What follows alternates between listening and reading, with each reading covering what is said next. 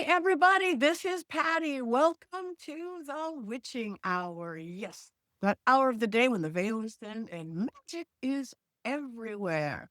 We have some very special magic for you today. She is a writer. She is a practitioner. She is an artist. She is an author. She is the one and only Maevius Lynn. Welcome so much. I'm going to call you Lynn. And if you guys forgive me if I go into a sneezing attack, it's allergy season here in Los Angeles, and it hit me wholehearted, which is so honest. But it gets so. Other than that, welcome. Thank you so much for coming on my show. Wow, thank you so much for having me, and thank you for that warm welcome. It's Huh? was such a joy and honor to be invited on and talk about magic, all the things I love, but also in honor of my upcoming book, The Holy Year of Thelema. Yes, you have that coming out just next week or so. So tell us a little bit about the Holy Year of Thelema. Yeah, so I am a ceremonial magician, and under the umbrella of ceremonial magic, I'm a Thelemite.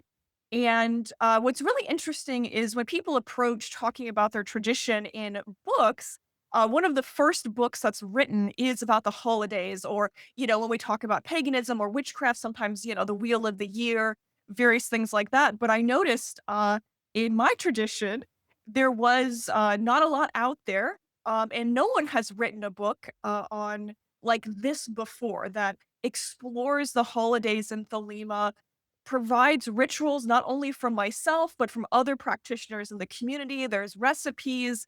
And it's really just a handy book for new and old practitioners alike to dive into how we celebrate the times of our lives and how we celebrate the seasonal changes. So I like to think of it as a toolkit. It doesn't tell you what to do, but it certainly gives you some fun ideas. And everyone always says this, but I'll say it again. I wrote the book I wanted. Like I said, this book didn't exist, and I made it exist, and I'm just happy to see it make it out there in the world.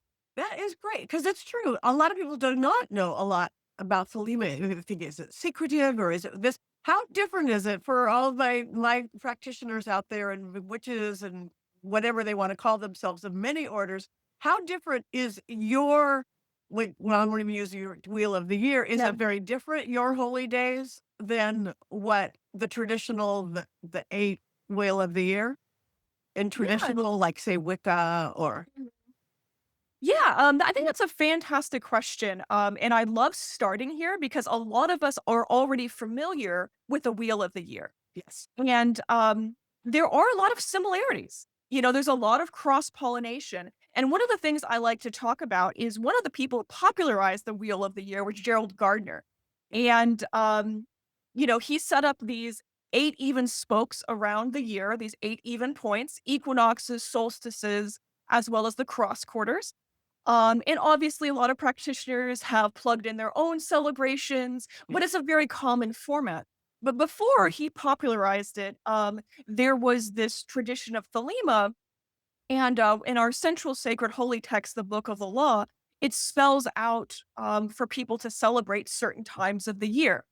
And the interesting thing was Gerald Gardner knew Aleister Crowley near the end of his life. They were both Freemasons, and Gerald Gardner was heavily inspired by Aleister Crowley in his Book of Shadows, in some of his Gardnerian initiation rituals. All of this sort of, I will say, there was some pollination going on.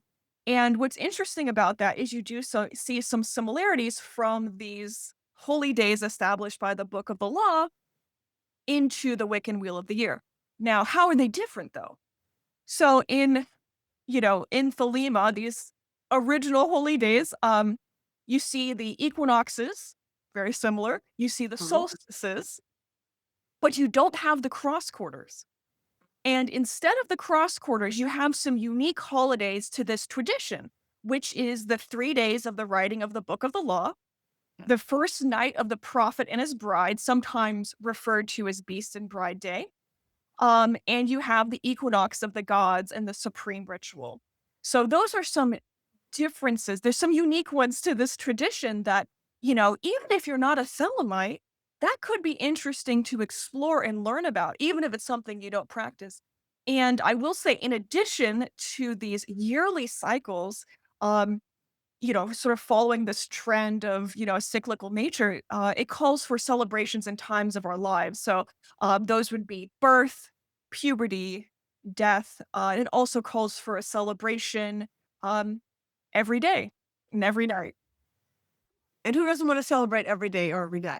So how did Exactly. you what is like your like origin story? How did you get into this particular path? Were you born magical or did you discover it along the way? Yeah, thank you. So my villain origin story, if you will.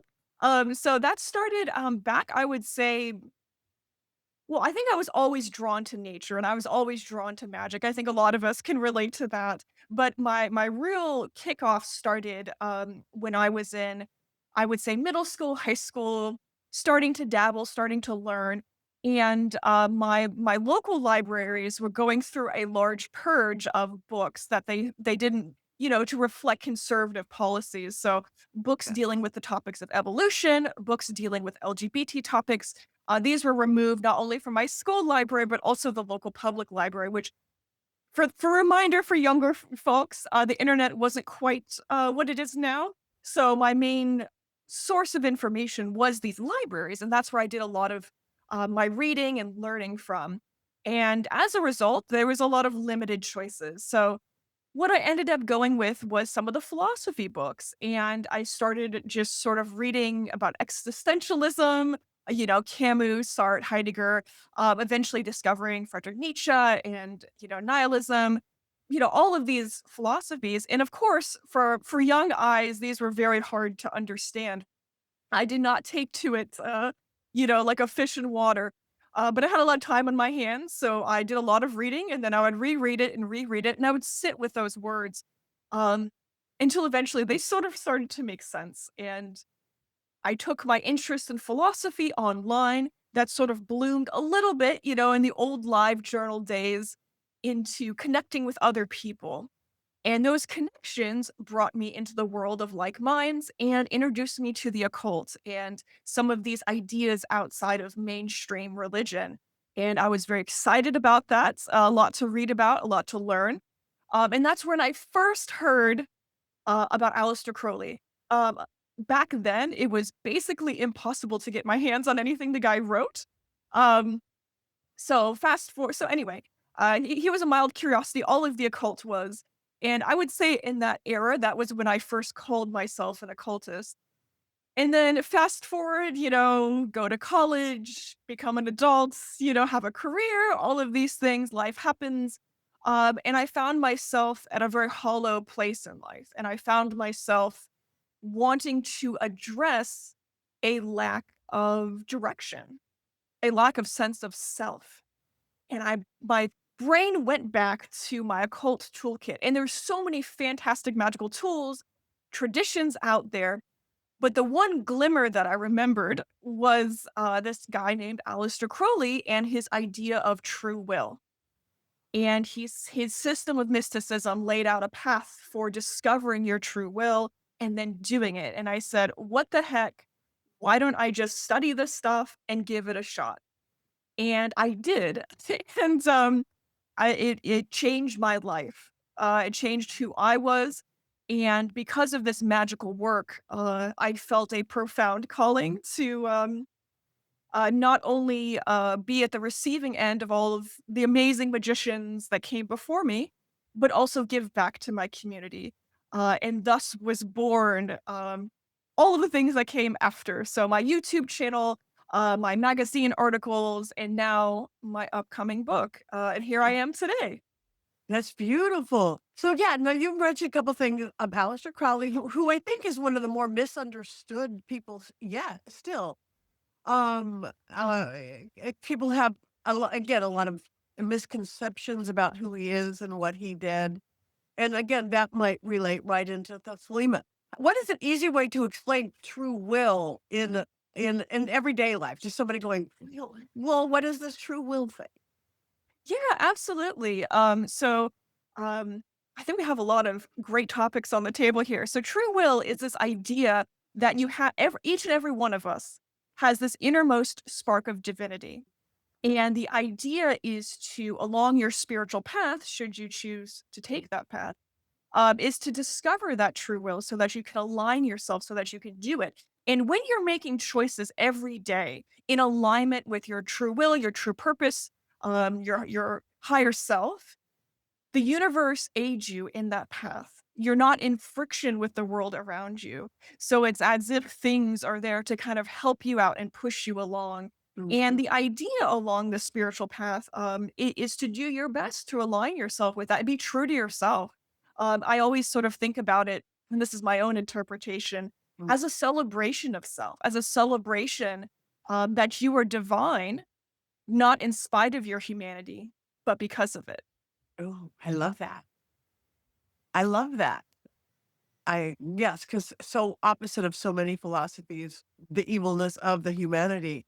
Yeah. Um, uh, yeah, because and I do believe again, I have this sense of divinity. I always had, didn't have the religious to understand it, the spirituality. So I think that is great. So again, very much again, timing, very much ritualistic, very much ceremonial. How important is timing into your magical practice or into your um a day-to-day thing that you do?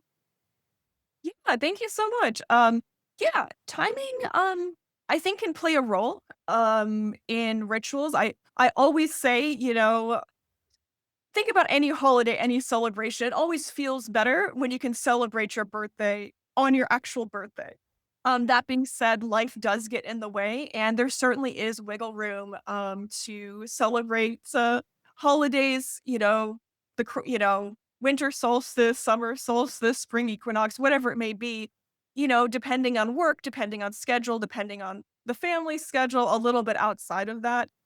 So for me, in an ideal world, I'm performing daily rituals, performing one very common one for Thelemites, which is Liber Resh Vel Helios. And that is a sun salutation performed at the four stations of the sun. So sunrise, noon, sunset, and midnight. Now, a lot of people are hearing this and they're saying, wow, you're staying up till midnight every night and waking up at sunrise. No, absolutely not. So practicality speaking, that ritual is performed when I wake up, around lunchtime, around sunset, and before I go to bed.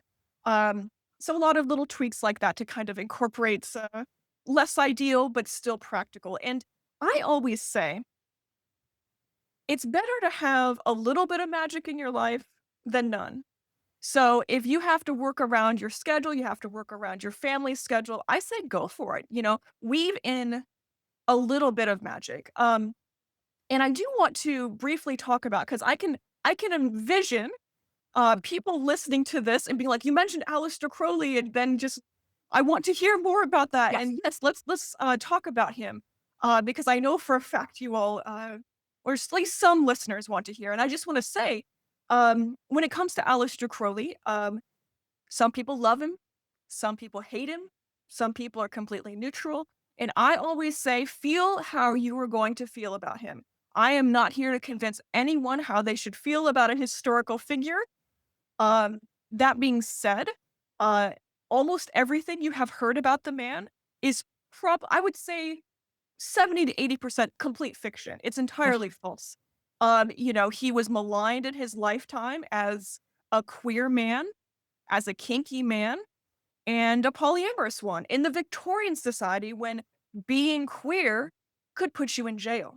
And he was openly living like this. And a lot of people were not just uncomfortable with the queerness of his magic and his life, but they were uncomfortable that he was doing it so openly. And I think as a result, he was he was maligned. He was called the wickedest man in the world. And this continues to the present. Um, you know, that being said, I do want to acknowledge some of the language he used, while appropriate in the Victorian age, is now not appropriate and considered downright offensive. So this happens a lot with historic figures. You refer to, um, you use certain words to describe people of certain races, and he was using inappropriate language occasionally in his journals and sometimes in his writing.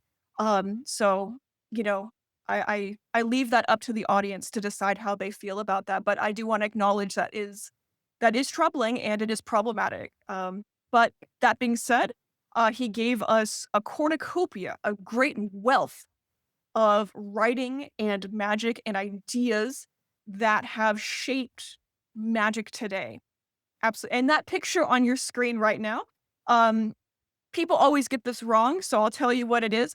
The photo is currently in black and white, but the original garment is actually red, and it's a ritual garment used in his teaching order, the AA, and, it is a hood, it's a magical hood and robe, it's, not a hat, and he's doing, the sign of Veer, so those weird hands, it's not just him being quirky, he's doing a magical gesture, and those are the horns of a bull.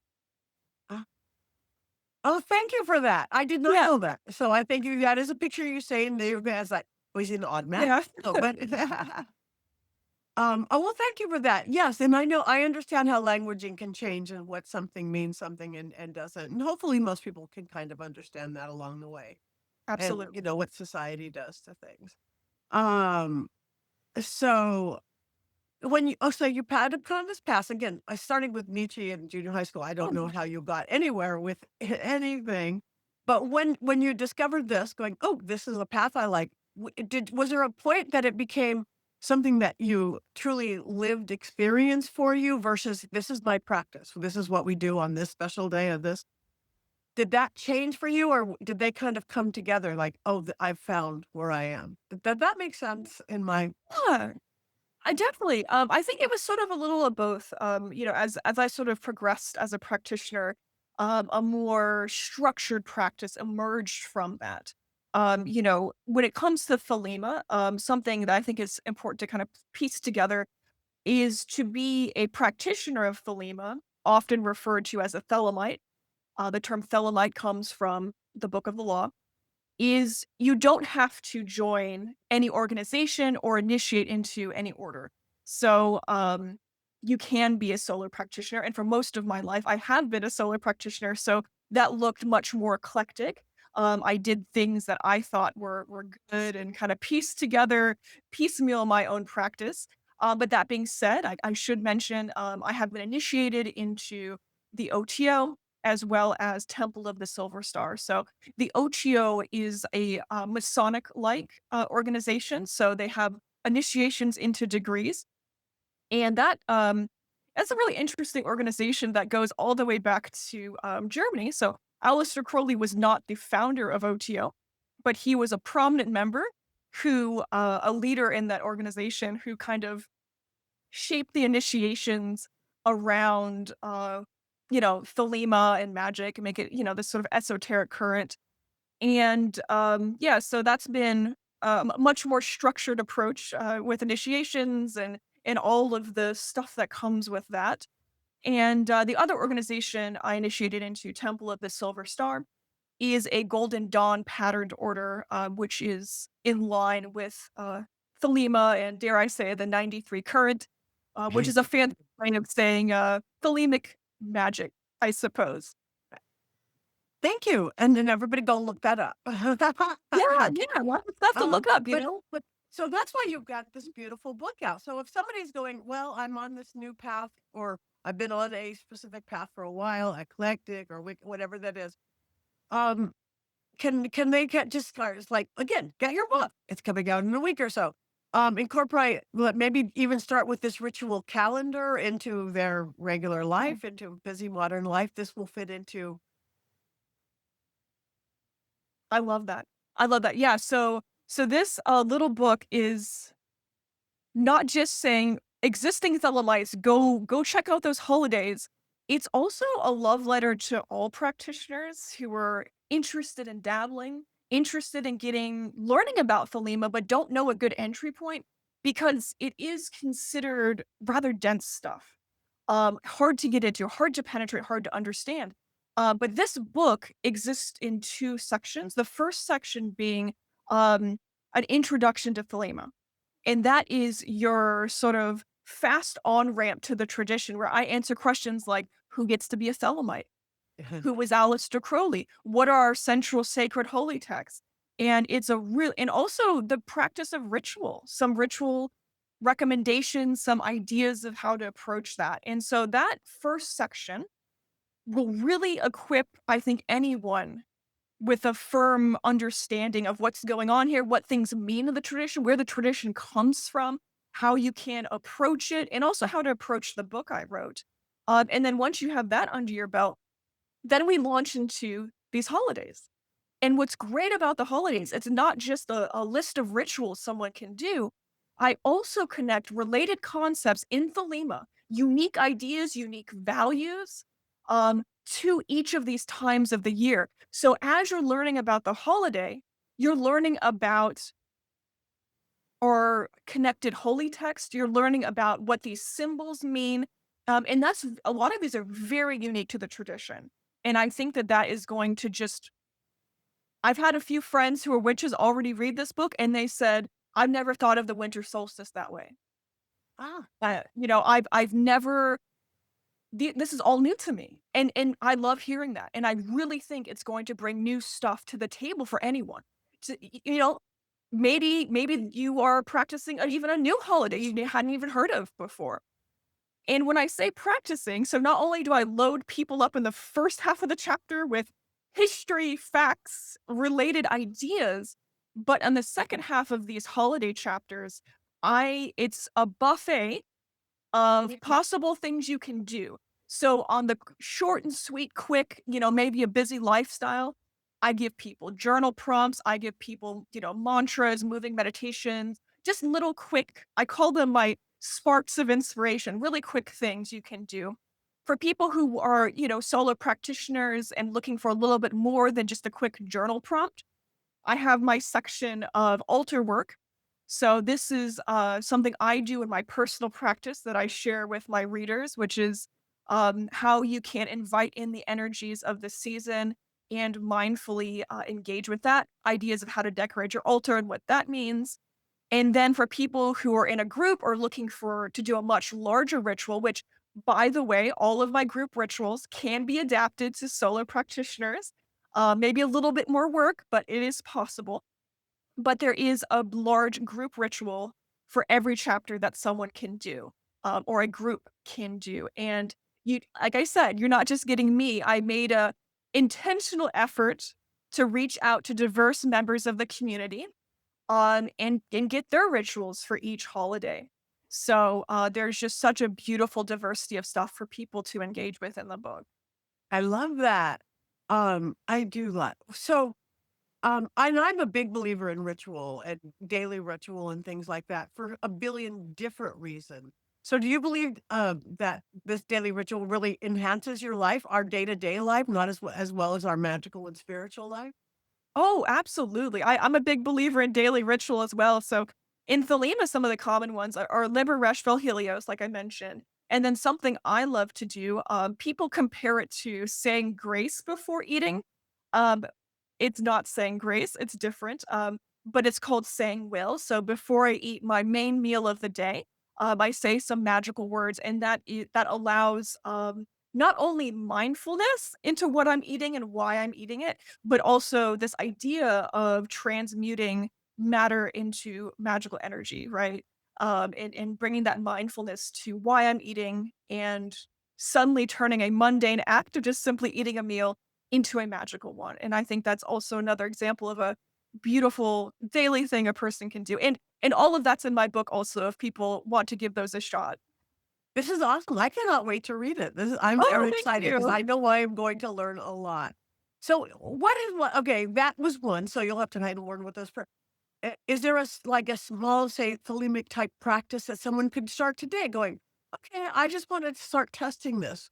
Is it an awareness or a specific practice or ritual, or is there anything you suggest, or just get the book and figure it out? Yeah, yeah. I mean, I think it really depends on the interest of the individual. So I mentioned if saying a little ritual over your food speaks to you, check out saying will. If you're someone who's like, I want to feel the energy of the sun and connect to that, Liber Resh Helios is a beautiful one. And on my YouTube channel as well, I actually not only explain that in depth, but I demonstrate it so people can get the signs right, the gestures, hear how it's pronounced.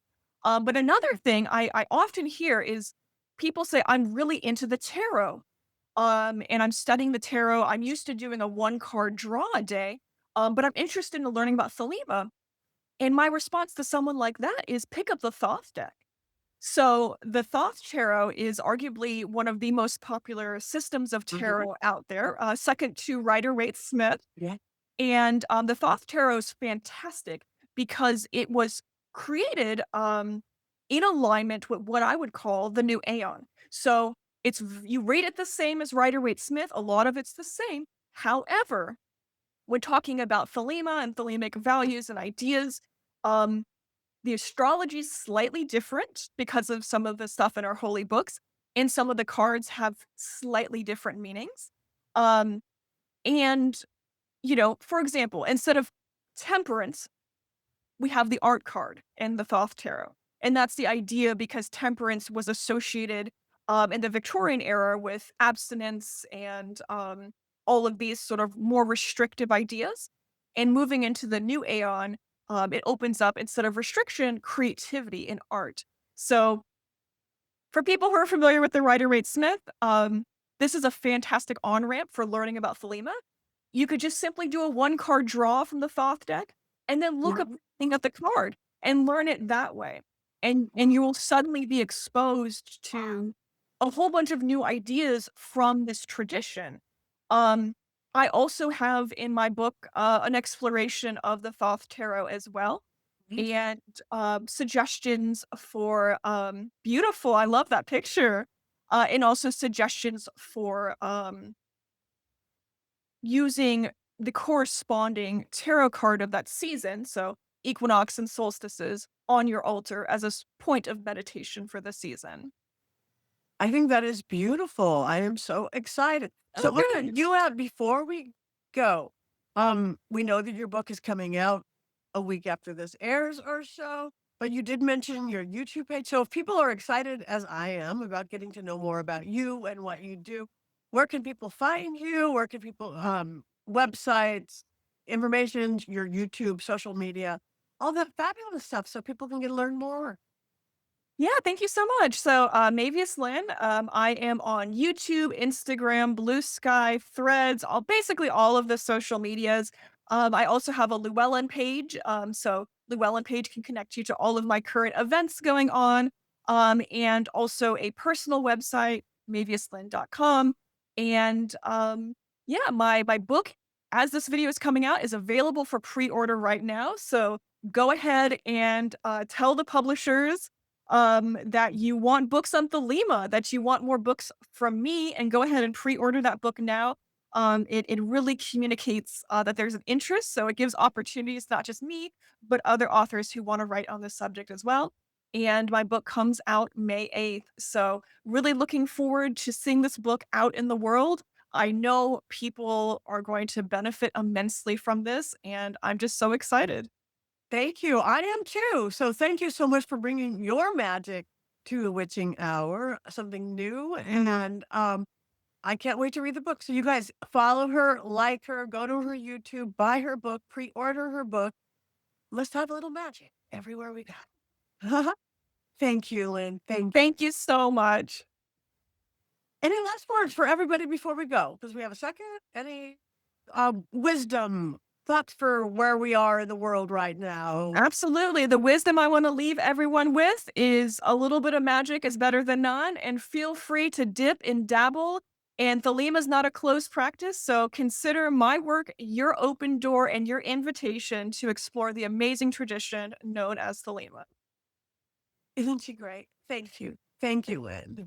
Thank The one you.